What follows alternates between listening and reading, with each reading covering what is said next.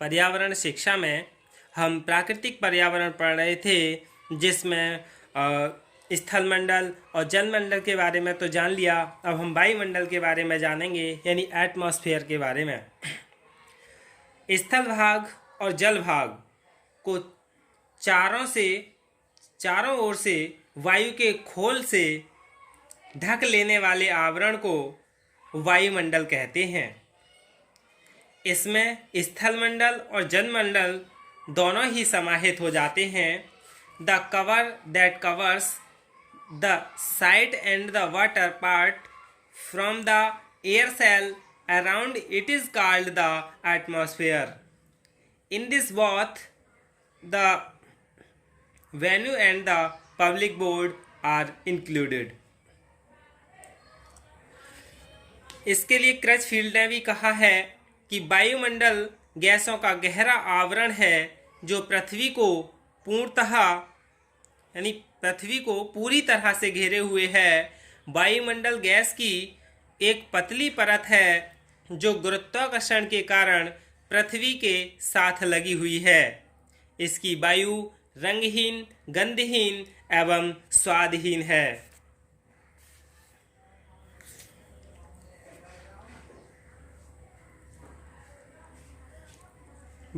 The atmosphere is a deep covering of gases that surround the earth. With perfection, the atmosphere is a thin layer of gas that is engaged with the earth due to gravity. Its air is colorless, odorless and tasteless. जो पृथ्वी के चारों ओर वायु के आवरण हैं उसे हम वायुमंडल कहते हैं। वायुमंडल शब्द दो शब्दों के जोड़ से बना है, वायु प्लस मंडल। अर्थात क्या हुआ? वायु का विशाल आवरण जो पृथ्वी को चारों ओर से एक खोल की भांति घेरे हुए है। इसका न कोई रंग है, न स्वाद और न ही गंध है, लेकिन इसकी उपस्थिति का अनुभव इसके विभिन्न तत्वों द्वारा होता है। वायुमंडल के ऊपरी भागों के विषय में मनुष्य का ज्ञान आज भी सीमित है। जलवायु विज्ञानवेत्ता तथा अंतरिक्ष वैज्ञानिक निरंतर इसके अध्ययन में लगे हुए हैं। अब हम वायुमंडल की बनावट या वायुमंडल का संगठन के बारे में जानेंगे।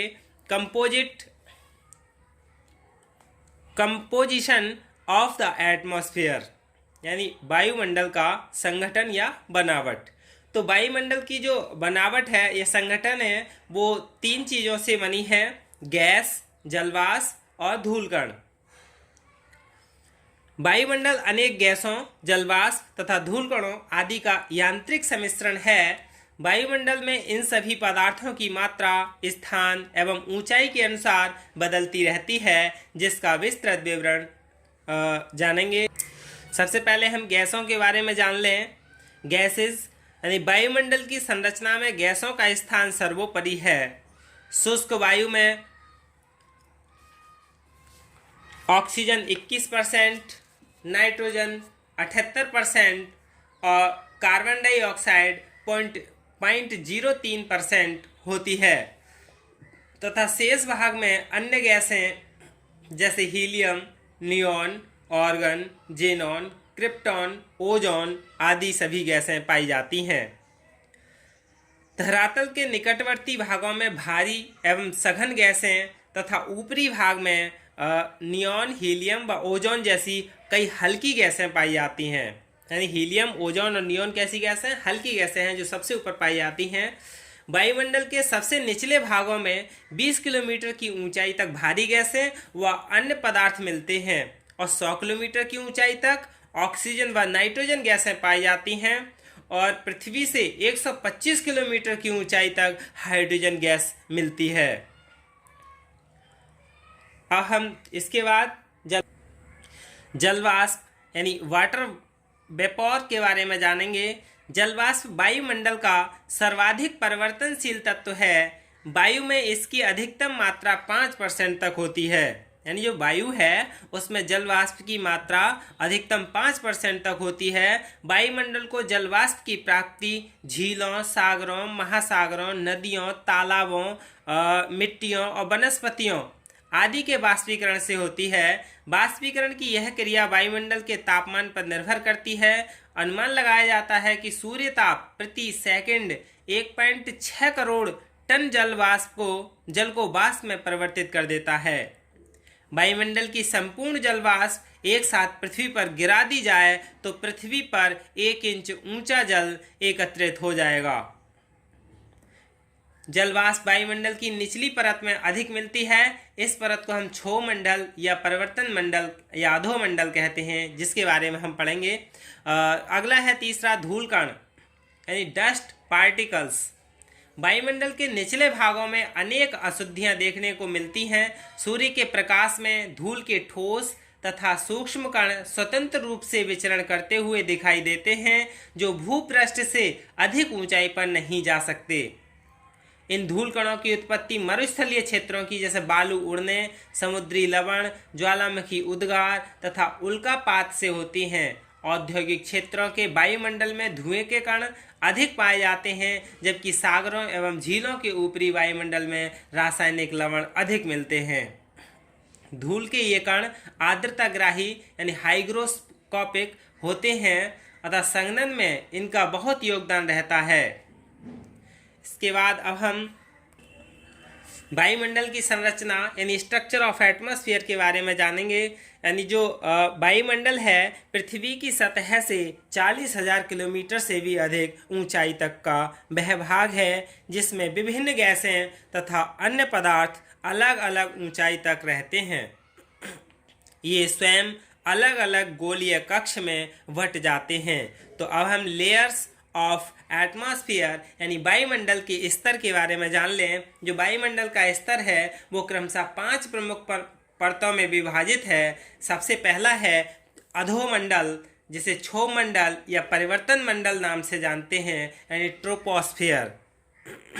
दूसरा है समताप मंडल यानी स्ट्रेटोस्फियर। तीसरा है ओजोन मंडल यानी ओजोनोस्फियर।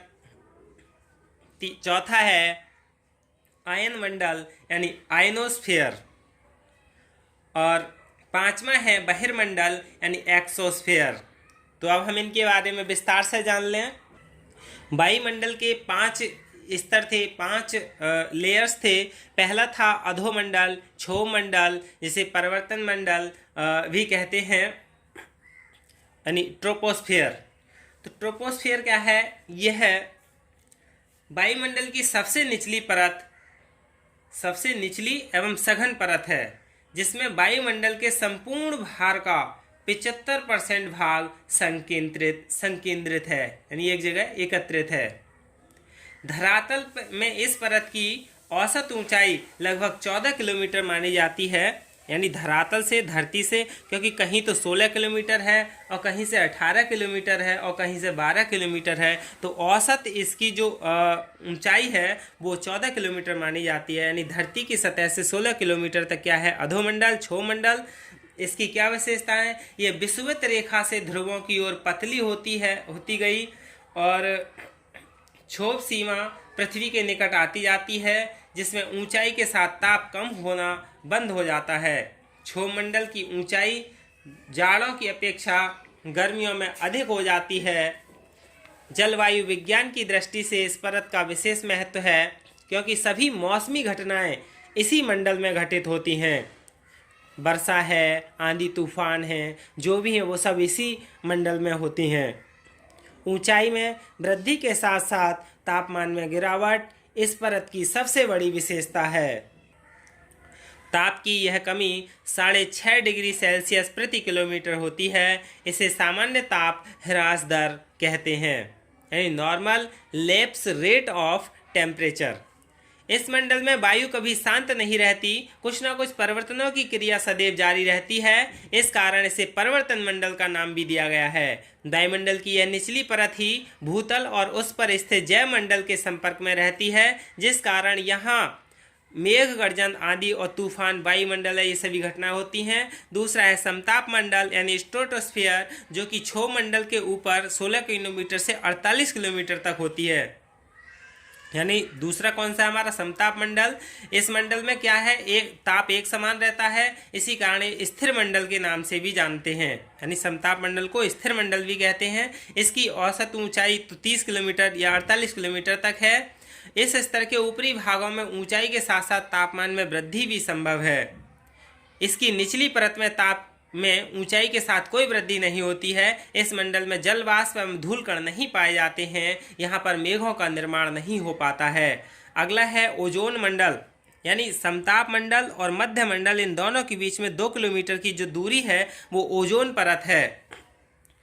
ओजोन मंडल यानी समताप सीमा के ऊपर धरातल पर यह पाया जाता है, जो कि ओजोन गैस की सर्वप्रमुख विशेषता यह है कि यह सूर्य से आने वाली तीक्ष्ण एवं उष्ण परावैंगनी किरणों यानी अल्ट्रावायलेट रेज का अधिकांश भाग अवशोषित कर लेती हैं। इसी कारण इस मंडल का तापमान सदैव उच्च रहता है और यह हमें हानिकारक बीमारियों से बचाती है। यानी मानव को झुलसा, ये जो परावैंगनी किरणें या मानव को झुलसा देती हैं, जो कि पृथ्वी तक ओजोन परत आने से इसे रोक देती है। चौथा है मध्य मंडल, यानी तीसरा है मध्य मंडल। मध्य मंडल जो है इसमें मीसोस्फीयर में यह पृथ्वी से 80 किलोमीटर की ऊंचाई तक है और इसका समताप मंडल से ऊपर है। यहाँ पर ऊंचाई के साथ साथ तापमान गिरता जाता है। 80 किलोमीटर की ऊंचाई पर यह 109 डिग्री सेल्सियस तक हो जाता है। इसके बाद चौथा है आयन मंडल यानी आयनोस्फीयर। आयन मंडल ओजोन मंडल के ऊपर स्थित है, यानी मध्य मंडल के। इसका विस्तार लगभग 400 किलोमीटर तक है।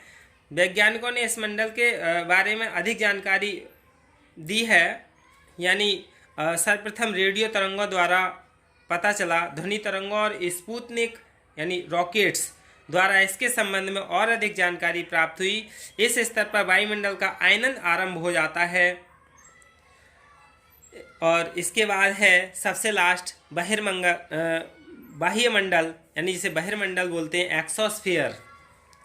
बहिर्मंडल की सबसे ऊपरी परत स्पिट्जर नामक वैज्ञानिक द्वारा किया गया, जिन्होंने इसकी ऊंचाई 400 किलोमीटर से 1600 किलोमीटर तक यानी 10,000 किलोमीटर तक भी है। इस मंडल में हाइड्रोजन तथा हीलियम सदृश हल्की गैसों की प्रधानता होती है। वायुमंडल की बाह्य सीमा पर गतिक यानी काइनेटिक तापमान बहुत अधिक होता है, परंतु यह तापमान धरातलीय तापमान से सर्वथा भिन्न है। इस के क्रम याद होने चाहिए। अधोमंडल के बाद समताप मंडल, इसके बाद मीसोस्फीयर, इसके बाद आयनोस्फीयर यानी आयन मंडल, इसके बाद एक्सोस्फीयर। यानी इस तरह से इनके क्रम याद होने चाहिए। ये अधिकतर कंपटीशन पूछे जाते हैं। यही क्या है, वायुमंडल है। धन्यवाद।